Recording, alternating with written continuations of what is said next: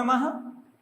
बच्चों, आज हम लोग अध्ययन करने वाले हैं इस कक्षा में संस्कृत का पहला पाठ है शब्द परिचय।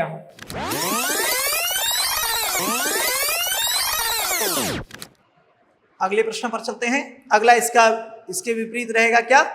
पहले हमने वर्ण संयोजन किया, वर्णों को जोड़कर और नए पद बनाए। अब क्या करेंगे? यहाँ क्या प्रश्न दिया है कि शब्द दिए हुए हैं, पद दिए हुए हैं। अब पदों को से वर्णों को अलग करके उनका लिखना है। पदानाम वर्ण विच्छेदम कुरुत, पदों का वर्ण विच्छेद कीजिए। वर्ण विच्छेद का मतलब क्या है? किसी पद में आए हुए वर्णों को अलग अलग करके लिखना वर्ण विच्छेद कहलाता है। क्या कहलाता है? वर्ण विच्छेद। और वर्ण संयोजन क्या कहलाता है? किसी पद में आए हुए, ये बात एकदम याद रखिए, किसी पद में आए हुए वर्णों को अलग अलग करना क्या कहलाएगा? वर्ण विच्छेद। और वर्णों को मिलाकर पद निर्माण करना या शब्द निर्माण करना क्या कहलाएगा? वर्ण संयोजन। तो पहले हम लोगों ने वर्ण संयोजन किया, अब यहाँ क्या है? वर्ण वियोजन। पदानाम वर्ण विच्छेदम प्रदर्शयता, पदों का वर्ण विच्छेदन दिखलाइए। प्रदर्शयता यानी दिखलाइए अर्थात कीजिए। आइए करते हैं वर्ण विच्छेदन। देखिए एक एग्जाम्पल दिया है यहाँ उदाहरण के रूप में, लघु। कैसे? तो ल अभी हमने बताया था, ल कैसे करेंगे? ल हलंत जोड़, इसमें कोई मात्रा नहीं है तो क्या है यहाँ छुपा हुआ? आ। ल हो गया और घू, तो अब घू का कीजिए। घू घ हलंत, इसमें हलंत लगाएंगे और किसको अलग कर देंगे? ऊ को, और ऊ के साथ क्या लगा देंगे? विसर्ग। विसर्ग है लगा हुआ, देखिए यहाँ विसर्ग आया है, लघु हो गया। ऐसे ही बनाएंगे शिव्यति, एक एक वर्ण का करते चलेंगे। सी का करेंगे, पहले सी का कीजिए, तो स हलंत। अब इसके साथ इसके बाद जोड़ का चिन्ह दे दीजिए। उसके बाद कौन सी मात्रा है? ई की मात्रा लगी है। कौन सी मात्रा? बड़ी की मात्रा है, तो बड़ी की मात्रा हमने दे दिया। फिर क्या है? व्य। अब यहाँ देखिए संयुक्त व्यंजन है, आधा व और य एक साथ है, जुड़ा हुआ है, तो ऐसे वर्ण क्या कहलाते हैं? संयुक्त व्यंजन। संयुक्त व्यंजन तो व हलंत। अब व के बाद कोई स्वर नहीं है, आधा व है और उसके बाद क्या आया है? य।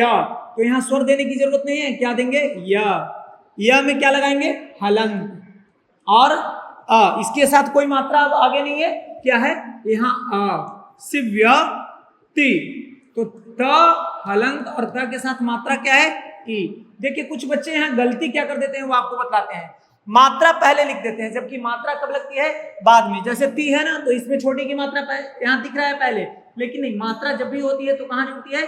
बाद में। पहले वर्ण उसके बाद मात्रा, तो त हलंत जोड़ ई। यदि पहले ई लिख देंगे और बाद में त लिखेंगे तो गलत हो जाएगा। पहले क्या लिखना है? पहले व्यंजन वर्ण जो आया साथ में जिसके साथ मात्रा लगी है, तो त, उसके बाद उसकी मात्रा ई, शिव्यति। अब वर्णा, देखिए यहाँ पे यहाँ रेफ है, यह एक नया दिख रहा होगा आपको। वर्णा ऐसे आएगा वर्णा, तो कैसे इसको बनाएंगे? व, पहले व को करते हैं, व हलंत जोड़ अ, व हो गया। वर्णा, ये रेफ है, रेफ का उच्चारण क्या होता है? र। रेफ का उच्चारण क्या होता है? र। अब ये देखिए कि रेफ का उच्चारण हो कहां पे रहा है, जहां पे हो रहा है वहीं पे रेफ को लिखेंगे। तो वर्णा, व के बाद अर का उच्चारण होना है, वर्णा। तो अर का यहाँ उच्चारण हो रहा है, यानी व के बाद कौन आ रहा है? र। याद रखिएगा रेफ का क्या हो जाता है? र। रेफ का क्या होता है? र। और ये स्वर रहित व्यंजन है, मतलब इसके साथ कोई स्वर नहीं जुड़ा हुआ है, न अ है और न किसी की मात्रा लगी है, यह व्यंजन रहित है। तो यानी र आधा रहेगा, र हलंत, इसके बाद कोई स्वर नहीं आएगा। रेफ का कर लिया, उसके बाद क्या है? ण का कीजिए, ण हलंत, और किसकी मात्रा है? आ की। आ, और क्या हो जाएगा? विसर्ग, वर्णा। एक बार फिर से इस पर ध्यान दे लेंगे। व में तो कोई कठिनाई होगी नहीं, वह हलंत लगाया और उससे स्वर को अलग कर दिया, तो कोई मात्रा नहीं है, तो कौन सा स्वर है यहाँ? अ। जब कोई मात्रा स्पष्ट दिखाई नहीं पड़े तो उसमें कौन सा स्वर लगा रहेगा? अ। तो वह हलंत जोड़ अ। अब रेफ, एक याद रखिएगा कि रेफ जिस वर्ण के ऊपर आया है उसका उच्चारण उस वर्ण के पहले होता है। तो वर्णाह, वर्णाह बोल करके देखिए, वर्णाह, व के बाद र का उच्चारण हो रहा है, इसलिए यहाँ र हलंत लगा दिया। और रेफ जो होता है वह स्वर रहित होता है, स्वर रहित र है, उसमें स्वर नहीं आया है, यानी हलंत लगाने के बाद कोई और स्वर नहीं लगाएंगे। उसके बाद फिर आगे वाले वर्ण पर जाएंगे, तो आगे वाला वर्ण कौन सा है? अणा। तो यहाँ लिखा अणा हलंत, और इसके साथ कौन सा स्वर आया है? आ, और विसर्ग है वर्णा।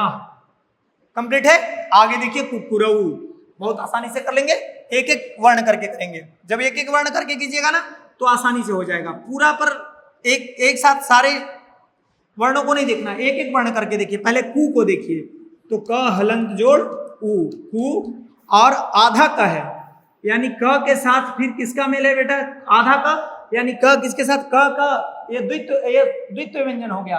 अच्छा, द्वित्व व्यंजन किसे कहते हैं, जब दो समान व्यंजन एक साथ मिल जाए तब ये क्या कहलाते हैं, द्वित्व व्यंजन। दो समान व्यंजन, अब देखो क और क दोनों समान है, एक ही प्रकार का स्वर व्यंजन मिल गया तो यह हो गया द्वित्व व्यंजन। तो क यहाँ है आधा का हलंत, और इसके बाद फिर क्या है, इसमें स्वर नहीं है, आधा क हो गया, आधा र हो गया, आधा व हो गया, आधा ल हो गया।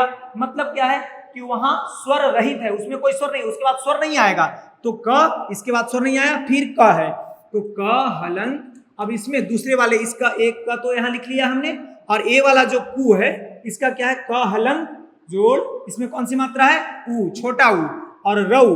अब इसका कर लो र हलंत, और मात्रा क्या लगाएंगे बेटा, औ। क्या मात्रा लगा देंगे, औ। कुकुरऊ, कुकुरऊ, है ना, इनका करना होगा। यदि आप इसके विपरीत वर्ण संयोजन करेंगे तो कु रऊ हो गया। कुकुरऊ कौन सा वचन, द्विवचन। आगे बढ़ते हैं, मयूरा, म, एक एक वर्ण का कीजिए, एक एक वर्ण का हम लोग करते चलेंगे। म, इसमें कोई मात्रा नहीं दिख रही है, हलंत लगाएंगे, उसके बाद क्या लेंगे, अ।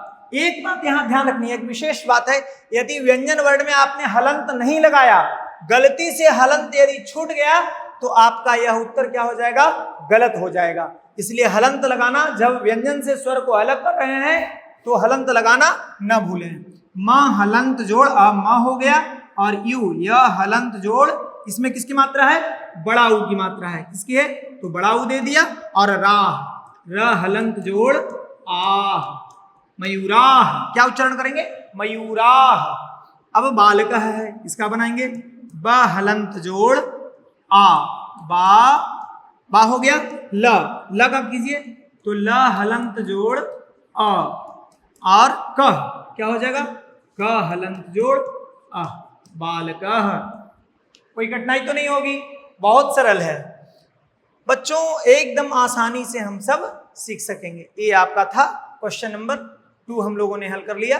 अब देखिए इसमें तीसरा प्रश्न है, अभी हम आपको बतला चुके हैं, उदाहरणम दृष्टवा।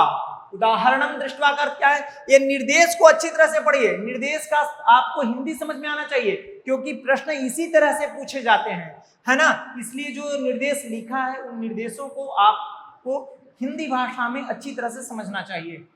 उदाहरणम दृष्टवा, उदाहरण को देखकर, दृष्टवा का क्या हो गया, देखकर। रिक्त स्थानानि पूर्यता, रिक्त स्थानों को पूरा करें या पूरा कीजिए, रिक्त स्थानों को पूरा कीजिए। अब देखिए यहाँ चषकः, क्या यहाँ पे आप देख रहे हैं, देखना क्या है, चषकः एक वचन हो गया, चषकौ द्विवचन हो गया, और चषकः बहुवचन हो गया। यहाँ देखिए 3 कतार बना हुआ है ना, 3 लाइन बनी हुई है।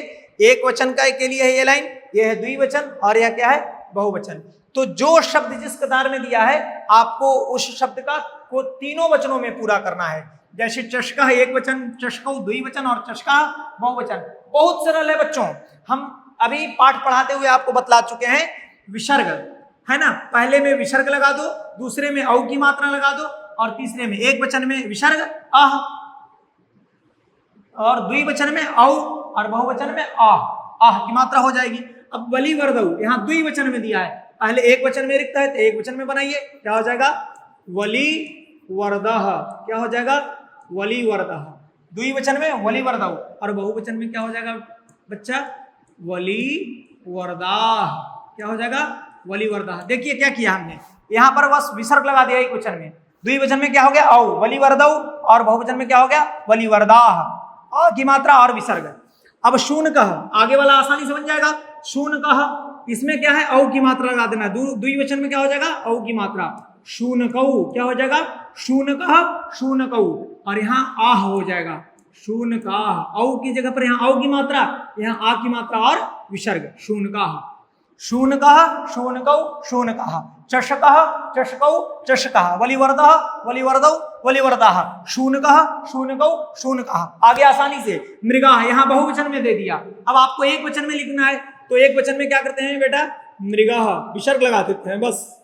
आह, यहाँ आ है, आ की मात्रा को अ में बदल दो, विसर्ग दे दो, मृगः। और द्विवचन में औ, यहाँ औ की मात्रा लगा दीजिए, मृगौ, मृगः, मृगौ, मृगा। हिंदी तो जानते ही हैं। मृगः, मृगः का अर्थ होता है हिरण। मृगः एक हिरण, मृगौ दो हिरण, और मृगः तीन या अनेक हिरण, बहुत से हिरण। अब यहाँ शौचिकौ, कौन से वचन में? द्विवचन में हो गया। एक वचन में आपको बनाना है, क्या करेंगे? शौचिकः, इसमें केवल विसर्ग जोड़ दीजिए, शौचिकः, शौचिकौ। और बहुवचन में करना होगा तो औ की मात्रा की जगह पर क्या लगा देंगे? आ, शौचिकाः। क्या हो जाएगा? शौचिकाः, शौचिकाः। मयूरः, द्विवचन में क्या बनाएंगे बेटा? औ की मात्रा लगाएंगे द्विवचन में, मयूरौ, मयूराः। अब ऐसे ही और भी पद आपको जब हम बतला रहे थे उच्चारण करने के लिए, कुछ जो नए शब्द दिए थे उसमें हमने एक वचन, द्विवचन और बहुवचन बनाया था। जैसे घटः, घटौ, घटाः, अश्वः एक वचन, अश्वौ, अश्वाः। ठीक है, इसी तरह से हो जाएगा। अब आगे बढ़ते हैं हम क्वेश्चन नंबर 4 पे। इनको पहचानना है। चित्राणि दृष्ट्वा, चित्रों को देखकर, चित्राणि दृष्ट्वा, दृष्ट्वा इसके पहले वाले प्रश्न में भी आया था ना, दृष्ट्वा का क्या होता है? देखकर। चित्राणि दृष्ट्वा, चित्रों को देखकर। संस्कृत पदानि लिखिता, संस्कृत पदों को लिखिए, यानी इनके संस्कृत शब्द आपको लिखने हैं। एक किसका चित्र है? गजः। क्या है बेटा? गजः, हाथी है, संस्कृत क्या होता है? गजः। यहाँ क्या है? कौवा है, कौवा का संस्कृत क्या होता है? काकः। एषः कः, यह क्या है? चंद्रः, यह क्या है? चंद्रमा। एषः चंद्रः। आगे बढ़ते हैं। ए है ताला, इसका संस्कृत होता है तालः। क्या हो जाएगा? तालः। यह क्या है? भल्लुकः। क्या है? भल्लुकः। भल्लुकः का अर्थ भालू। हम लोग अभी पाठ में पढ़े थे, यह भी पाठ में पढ़े थे। क्या है? यह बिलाव है, बिडालः। क्या हो जाएगा? बिडालः, बिडालः। ठीक है।